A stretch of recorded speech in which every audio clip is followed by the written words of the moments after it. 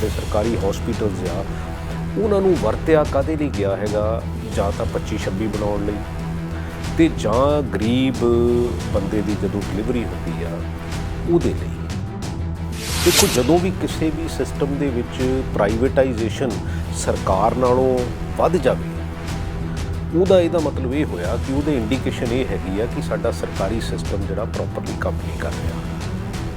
Sustainable growth ਜਿਹੜੀ countries ਦੀ ਜਾਂ system ਦੀ ਤਾਂ ਹੀ ਹੁੰਦੀ ਆ ਉਹਦੇ ਵਿੱਚ ਸਸਟੇਨੇਬਲ ਪਾਲਿਸੀਜ਼ ਜਿਹੜੀਆਂ ਅਸੀਂ ਤਾਂ ਇਹ ਕਰਨ ਲੱਗ ਪਏ ਵੀ ਇਹ ਉਹਨਾਂ ਨੇ ਕੀਤਾ ਸੀ ਤਾਂ ਸਕ੍ਰੈਪ ਕਰ ਦਈਏ ਤੇ ਹੁਣ ਅਸੀਂ ਨਵਾਂ ਢਾਹ ਕੇ ਬਣਾਉਣਾ। ਅਸੀਂ 5 ਸਾਲਾਂ ਦੇ ਵਿੱਚ ਕਿਵੇਂ ਢਾਹ ਕੇ ਬਣਾ ਸਕਦੇ ਹਾਂ?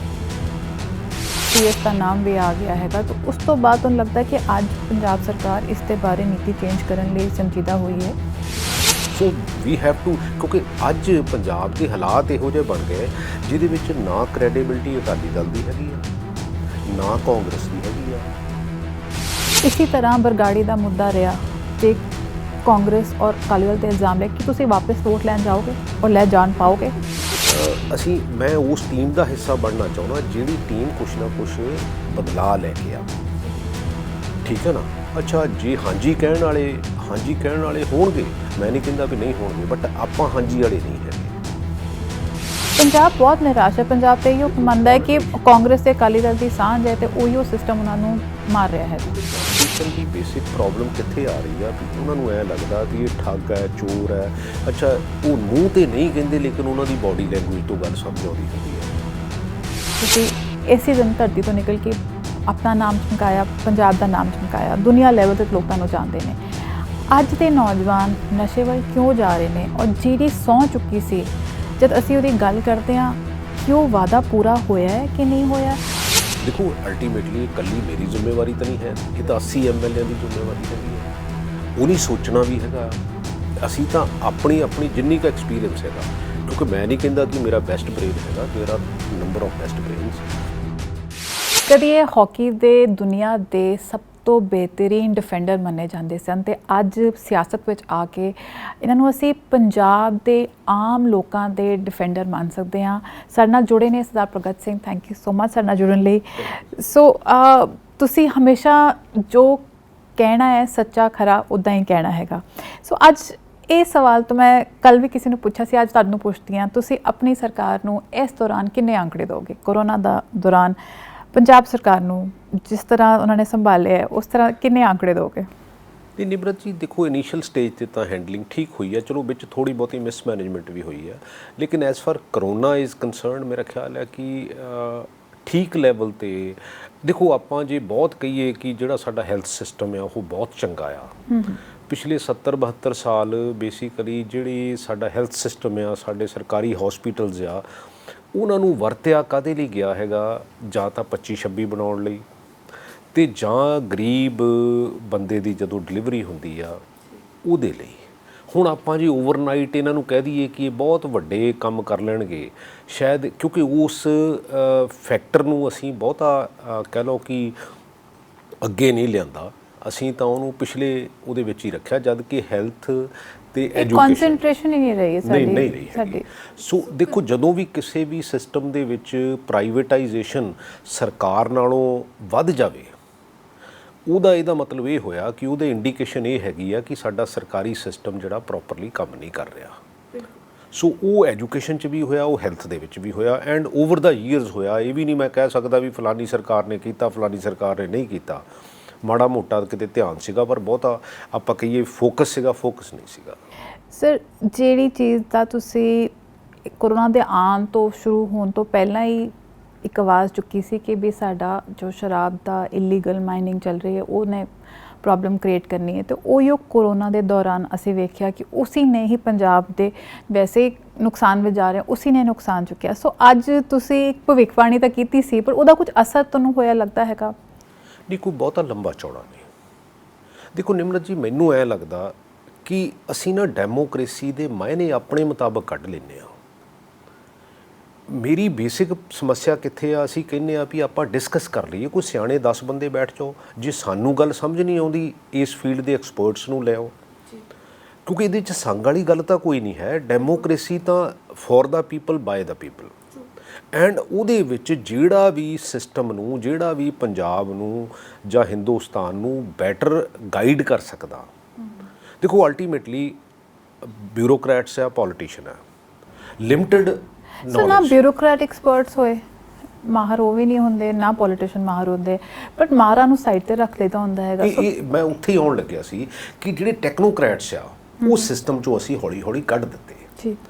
ਜਾਂ ਤਾਂ ਅਸੀਂ ਇਹ ਬਹੁਤ ਸਮਝਦੇ ਵੀ ਅਸੀਂ ਬਹੁਤ ਸਿਆਣੇ ਆ, ਵੀ ਸਾਨੂੰ ਬੜੀ ਗੱਲ ਦੀ ਸਮਝ ਆ। ਮੈਨੂੰ ਤਾਂ ਇਹ ਲੱਗਦਾ ਹੁੰਦਾ ਵੀ ਜਿਹੜਾ ਵੀ ਬੰਦਾ ਉਹਦੇ ਬੈਟਰਮੈਂਟ ਲਈ ਕੰਟਰੀਬਿਊਟ ਕਰ ਸਕਦਾ, ਮੈਨੂੰ ਲੱਗਦਾ ਉਹਦੀ ਸਲਾਹ ਲੈਣੀ ਚਾਹੀਦੀ ਹੈ। ਹਰਜ ਕੀ ਹੈਗਾ? ਕਿਉਂਕਿ ਮੈਨੂੰ ਤਾਂ ਇਹ ਵੀ ਲੱਗਦਾ ਹੁੰਦਾ ਕਿ ਮਿਨਿਸਟਰੀਜ਼ ਦੇ ਨਾਲ ਉਸ ਫੀਲਡ ਦੇ ਐਕਸਪਰਟ ਜਿਹੜੀਆਂ ਕਮੇਟੀਜ਼ ਜ਼ਰੂਰ ਬਣਾਉਣੀਆਂ ਚਾਹੀਦੀਆਂ, ਤਾਂ ਕਿ ਉਹਨਾਂ ਨੂੰ ਪੁੱਛੋ, ਮੰਨ ਲਓ ਸਰਕਾਰ ਫਾਰਮ ਹੁੰਦੀ ਹੈ ਕਿ ਆਪਾਂ ਲੌਂਗ ਟਰਮ 'ਚ ਕੀ ਕਰਨਾ, ਆਪਾਂ ਸ਼ਾਰਟ ਟਰਮ 'ਚ ਕੀ ਕਰਨਾ। ਦੇਖੋ ਸਸਟੇਨੇਬਲ ਗਰੋਥ ਜਿਹੜੀ ਕੰਟਰੀਜ਼ ਦੀ ਜਾਂ ਸਿਸਟਮ ਦੀ ਤਾਂ ਹੀ ਹੁੰਦੀ ਆ ਉਹਦੇ ਵਿੱਚ ਸਸਟੇਨੇਬਲ ਪਾਲਿਸੀਜ਼ ਜਿਹੜੀਆਂ। ਅਸੀਂ ਤਾਂ ਇਹ ਕਰਨ ਲੱਗ ਪਏ ਵੀ ਇਹ ਉਹਨਾਂ ਨੇ ਕੀਤਾ ਸੀ ਤਾਂ ਸਕ੍ਰੈਪ ਕਰ ਦਈਏ ਤੇ ਹੁਣ ਅਸੀਂ ਨਵਾਂ ਢਾਹ ਕੇ ਬਣਾਉਣਾ। ਅਸੀਂ 5 ਸਾਲਾਂ ਦੇ ਵਿੱਚ ਕਿਵੇਂ ਢਾਹ ਕੇ ਬਣਾ ਸਕਦੇ ਹਾਂ? ਅਸੀਂ ਜਿਹੜੇ ਚੰਗੇ ਕੰਮ ਕੀਤੇ ਆ, ਅੱਛਾ ਦੁਨੀਆ ਦੇ ਉੱਤੇ ਮੈਨੂੰ ਤਾਂ ਐਂ ਵੀ ਲੱਗਦਾ ਹੁੰਦਾ ਵੀ ਜੇ ਕੋਈ ਸਰਕਾਰ ਚੰਗਾ ਕੰਮ ਕਰਦੀ ਆ, ਓਪੋਜੀਸ਼ਨ ਨੂੰ ਉਹਨੂੰ ਵੀ ਪ੍ਰੇਜ਼ ਕਰਨਾ ਚਾਹੀਦਾ। ਸਾਡੇ ਇਹ ਮੀਨਿੰਗ ਹੀ ਇਹ ਕੱਢ ਲਿਆ ਜਾਂਦਾ ਵੀ ਜੇ ਅਸੀਂ ਸਰਕਾਰ 'ਚ ਆ ਤੇ ਅਸੀਂ ਜਿਹੜਾ ਹੈਗਾ ਵਿਰੋਧੀ ਧਿਰ ਨੇ ਵਿਰੋਧ ਹੀ ਕਰਨਾ, ਚਾਹੇ ਜੋ ਮਰਜ਼ੀ ਹੋ ਜਾਵੇ, ਤੇ ਅਸੀਂ ਫਿਰ ਕੰਟਰੀ ਨੂੰ ਡਿਵੈਲਪ ਤਾਂ ਨਹੀਂ ਕਰ ਰਹੇ। ਰਿਜ਼ਲਟ ਸਾਡੇ ਸਾਹਮਣੇ। ਸੋ ਜਿਹੜੀ ਅੱਜ ਸ਼ਰਾਬ ਦਾ ਨੁਕਸਾਨ, ਸਭ ਤੋਂ ਐਕਸਾਈਜ਼ ਦਾ ਨੁਕਸਾਨ ਹੋ ਰਿਹਾ, ਤੁਸੀਂ ਇਹਦੇ ਪਿੱਛੇ ਕੀ ਕਾਰਨ ਮੰਨਦੇ? ਤੁਸੀਂ ਇਹਨੂੰ ਕਿਸ ਤਰ੍ਹਾਂ ਖੋਜ ਕੇ ਜੋ ਤੁਹਾਡੀ ਪਾਲਿਸੀ ਤੁਸੀਂ ਜਿਹੜਾ ਕਾਰਪੋਰੇਸ਼ਨ ਬਣਾਉਣਾ ਚਾਹੁੰਦੇ ਹੋ? ਕਾਰਪੋਰੇਸ਼ਨ ਤਾਂ ਦੇਖੋ ਮੈਂ ਹੀ ਨਵਜੋਤ ਸਿੱਧੂ ਨੂੰ ਉਹ ਡਾਕੂਮੈਂਟਸ ਲਿਆ ਕੇ ਜਿੰਨੀ ਕੁ ਗੱਲ ਸਿੰਪਲ ਵਰਡ ਦੇ ਵਿੱਚ ਮੈਨੂੰ ਸਮਝ ਆਉਂਦੀ ਆ ਵੀ ਮੰਨ ਲਓ ਇੱਕ ਸ਼ਰਾਬ ਦੀ ਬੋਤਲ 100 ਜਾਂ 150 ਰੁਪਏ ਦੀ ਆਉਂਦੀ ਆ, ਉਹਦੇ ਤੇ 100 ਜਾਂ 150 ਰੁਪਈਆ ਐਕਸਾਈਜ਼ ਲੱਗਦੀ ਹੈਗੀ ਆ। ਬਾਕੀ ਜਿਹੜਾ 400-500 ਰੁਪਈਆ ਹੈਗਾ ਉਹ ਠੇਕੇਦਾਰਾਂ ਨੂੰ ਦਿੱਤਾ ਜਾਂਦਾ ਵੀ ਉਹਦੇ 'ਚੋਂ ਜੋ ਮਾੜਾ ਮੋਟਾ ਤੁਸੀਂ ਲੁੱਟ ਖਸੁੱਟ ਕਰਨੀ ਉਹ ਕਰ ਲਓ। ਉਹਨੂੰ ਬੇਸਿਕਲੀ ਉਸ ਜਿਹੜੇ ਪੈਸੇ ਨੂੰ ਸਿਸਟਮ 'ਚ ਲਿਆਉਣ ਦੀ ਜ਼ਰੂਰਤ ਹੈਗੀ ਆ। ਜਿਨ੍ਹਾਂ ਨੇ ਵੀ ਕਾਰਪੋਰੇਸ਼ਨਸ ਬਣਾਈਆਂ, ਹੋ ਸਕਦਾ ਕਿਤੇ ਨਾ ਵੀ ਸਕਸੈਸਫੁਲ ਹੋਈਆਂ ਹੋਣ, ਮੈਂ ਨਹੀਂ ਕਹਿੰਦਾ ਵੀ ਨਹੀਂ ਮਤਲਬ ਹਰ ਚੀਜ਼ ਸਕਸੈਸਫੁਲ ਹੀ ਹੁੰਦੀ ਆ, ਲੇਕਿਨ ਇਹੋ ਜਿਹੀ ਟਰਾਈ ਕਰਨੀ ਚਾਹੀਦੀ ਹੈ ਜਿੱਥੇ ਸਿੰਪਲ ਵਰਡ ਦੇ ਵਿੱਚ ਸਾਨੂੰ ਸਮਝ ਆਉਂਦੀ ਆ ਵੀ ਇਹਦੇ ਵਿੱਚ ਜੇ ਹੁਣ ਅੱਜ ਅਸੀਂ 5000 ਕਰੋੜ 'ਤੇ ਸਟਰਗਲ ਕਰਦੇ ਹਾਂ ਤੇ ਉਹਦੇ ਨਾਲ ਜੇ 10-12 ਹਜ਼ਾਰ ਕਰੋੜ ਵੀ ਚਲੇ ਜਾਂਦਾ ਤਾਂ 10-12 ਹਜ਼ਾਰ ਕਰੋੜ 5-6 ਹਜ਼ਾਰ ਕਰੋੜ ਦੀ ਜਿਹੜੀ ਇਨਹਾਂਸਮੈਂਟ ਹੈਗੀ ਉਹ ਬਹੁਤ ਹੈਗੀ ਆ। ਔਰ ਜਦ ਅਸੀਂ ਦੇਖੀਏ ਕਿ ਸ਼ਰਾਬ ਪੀਣ ਵਾਲੇ ਨੇ ਉਹ ਸਭ ਤੋਂ ਵੱਧ ਪੰਜਾਬ ਦੇ ਆ, ਪੰਜਾਬੀ ਸ਼ਰਾਬ ਵੱਧ ਪੀਂਦੇ ਆ ਜੀ। ਤੇ ਇਹਦੇ ਵਿੱਚ ਦੇਖੋ ਸਾਨੂੰ ਇਹਦੇ ਕਿਉਂਕਿ ਲੜਾਈ ਹੈਗੀ ਸਿਸਟਮ ਦੀ, ਮੇਰੀ ਕਿਸੇ ਦੀ ਇੰਡੀਵਿਜੂਅਲ ਤੱਕ ਕਦੀ ਲੜਾਈ ਹੁੰਦੀ ਨਹੀਂ ਹੈ। ਪਰ ਹੁਣ ਜਦ ਮਾਮਲਾ ਇੰਨਾ ਵੱਡਾ ਖੁੱਲ ਗਿਆ ਜਿਹਦੇ ਵਿੱਚ CS ਦਾ ਨਾਮ ਵੀ ਆ ਗਿਆ ਹੈਗਾ, ਤਾਂ ਉਸ ਤੋਂ ਬਾਅਦ ਤੁਹਾਨੂੰ ਲੱਗਦਾ ਕਿ ਅੱਜ ਪੰਜਾਬ ਸਰਕਾਰ ਇਸ ਦੇ ਬਾਰੇ ਨੀਤੀ ਚੇਂਜ ਕਰਨ ਲਈ ਸੰਜੀਦਾ ਹੋਈ ਹੈ? ਦੇਖੋ ਨੀਤ ਸਾਫ਼ ਦੀ ਗੱਲ ਹੈ। ਨੀਤੀਆਂ ਕੀ ਹੁੰਦੀਆਂ? ਨੀਤੀਆਂ ਤਾਂ ਬੇਸਿਕਲੀ ਨੀਤ ਦੇ ਹਿਸਾਬ ਨਾਲ ਬਣਦੀਆਂ। ਦੇਖੋ ਐਕਚੁਅਲੀ ਬਿਊਰੋਕਰੈਟ ਕੋ ਨਾ 4-5 ਚਸ਼ਮੇ ਦੇ ਸੈੱਟ ਹੁੰਦੇ ਆ। ਇੱਕ ਬਿਲਕੁਲ ਸਾਫ਼ ਜਿਹਾ ਹੁੰਦਾ, ਇੱਕ ਬਿਲਕੁਲ ਧੁੰਦਲਾ ਜਿਹਾ ਹੁੰਦਾ, ਬਾਕੀ ਵਿਚਾਲੇ ਜਾਲੇ ਹੁੰਦੇ ਆ। ਇਹ ਤਾਂ ਤੁਸੀਂ ਦੇਖਣਾ ਵੀ ਤੁਸੀਂ ਕਿਹੜਾ ਪਾਉਣਾ। ਉਹ ਜਿਹੜਾ ਤੁਹਾਡੇ ਚਿਹਰੇ ਤੇ ਲਾ ਦਿੰਦਾ, ਜਿਹੜਾ ਤੁਸੀਂ ਸਮਝਦੇ ਆ ਵੀ ਇਹ ਸਾਨੂੰ ਸੂਟ ਕਰਦਾ ਹੈਗਾ, ਉਹ ਫਿਰ ਕਹਿਣ ਲੱਗ ਪੈਂਦਾ ਵੀ ਸਰ ਇਦੋਂ ਵਧੀਆ ਤਾਂ ਹੋ ਹੀ ਨਹੀਂ ਸਕਦਾ, it is the best choice. ਦੇਖੋ ਬਿਊਰੋਕਰੈਟ ਨੇ ਤਾਂ ਬਿਊਰੋਕਰੈਟ ਦਾ ਕਸੂਰ। ਤੁਸੀਂ ਅੱਜ ਇੱਥੇ ਮੰਨਦੇ ਹੋ ਕਿ ਅੱਜ ਵੀ ਨੀਅਤ ਸਾਫ਼ ਨਹੀਂ ਹੈ? ਨਹੀਂ ਦੇਖੋ ਗੱਲ ਇਹ ਹੈ ਵੀ ਸਾਨੂੰ ਟਰਾਈ ਨਵੀਆਂ ਚੀਜ਼ਾਂ 'ਚ ਆਊਟ ਆਫ ਬਾਕਸ। ਦੇਖੋ ਇੱਕ ਗੱਲ ਤਾਂ ਫੈਕਟ ਹੈਗਾ ਕਿ ਸਾਡੇ ਤੇ 2.5 ਲੱਖ ਕਰੋੜ ਦਾ ਕਰਜ਼ਾ ਹੋ ਗਿਆ। ਇਹ ਵੀ ਫੈਕਟ ਹੈਗਾ ਕਿ ਸਰਦਾਰ ਸੁਖਬੀਰ ਸਿੰਘ ਬਾਦਲ ਜਾਂ ਪ੍ਰਕਾਸ਼ ਸਿੰਘ ਬਾਦਲ ਵਾਲੀ ਸਰਕਾਰ ਜਿਹੜੀ ਉਹ 2 ਲੱਖ ਅਪਰੋਕਸੀਮੇਟਲੀ 10,000 ਕਰੋੜ ਤੇ ਛੱਡ ਕੇ ਗਈ ਹੈਗੀ ਆ। ਹੁਣ 25-30 ਹਜ਼ਾਰ ਕਰੋੜ ਅਸੀਂ ਵੀ ਲੈ ਲਿਆ। ਇਹ ਦਿਨ ਬ ਦਿਨ ਵੱਧਦਾ ਹੀ ਜਾ ਰਿਹਾ ਹੈਗਾ। ਇਹ ਕਿਸੇ ਦਿਨ ਦੇਖੋ ਕਰਜ਼ਾ ਘਰ 'ਤੇ ਹੋ ਜਾਵੇ, ਕਿਸੇ ਆਰਗੇਨਾਈਜੇਸ਼ਨ 'ਤੇ ਹੋ ਜਾਵੇ, ਕਿਸੇ ਸੂਬੇ 'ਤੇ ਹੋ ਜਾਵੇ, ਕਿਸੇ ਦੇਸ਼ 'ਤੇ ਹੋ ਜਾਵੇ, ਅਲਟੀਮੇਟਲੀ ਉਹਦੀ ਇਕਨੋਮਿਕਸ ਨੇ ਇਹ ਤੈਅ ਕਰਨਾ ਹੁੰਦਾ ਵੀ ਉੱਥੋਂ ਦੇ ਲੋਕਾਂ ਨੂੰ ਅਸੀਂ ਕੀ ਦੇ ਸਕਦੇ ਹਾਂ, ਕਿੱਧਰ ਨੂੰ ਅਸੀਂ ਲਿਜਾ ਸਕਦੇ ਹਾਂ। ਇਹ ਤਾਂ ਨਹੀਂ ਹੈ ਵੀ 100 ਕੁ ਬੰਦਾ ਉਹਨਾਂ ਦਾ ਅਮੀਰ ਹੋ ਜਾਵੇ, 100 ਕੁ ਕਾਂਗਰਸੀ ਅਮੀਰ ਹੋ ਜਾਵੇ ਅਤੇ ਆਪਾਂ ਬਾਕੀ ਪੰਜਾਬ ਦਾ ਫਿਰ ਕੀ ਕਰਾਂਗੇ। ਸੋ ਇਸ ਕਰਕੇ ਉਹਦੇ 'ਤੇ ਸਿੰਸੀਅਰ ਹੋਣ ਦੀ ਸਾਨੂੰ ਜ਼ਰੂਰਤ ਹੈਗੀ ਆ। ਸੋ ਮੈਨੂੰ ਇਹ ਲੱਗਦਾ ਕਿ ਉਹਦੇ 'ਚੋਂ ਜੇ ਕਿਸੇ ਟੈਕਨੋਕਰੈਟ ਦੀ ਜ਼ਰੂਰਤ ਆ, ਉਸ ਫੀਲਡ ਦੇ ਬੈਸਟ ਐਕਸਪਰਟਸ ਦੀ ਜ਼ਰੂਰਤ ਆ।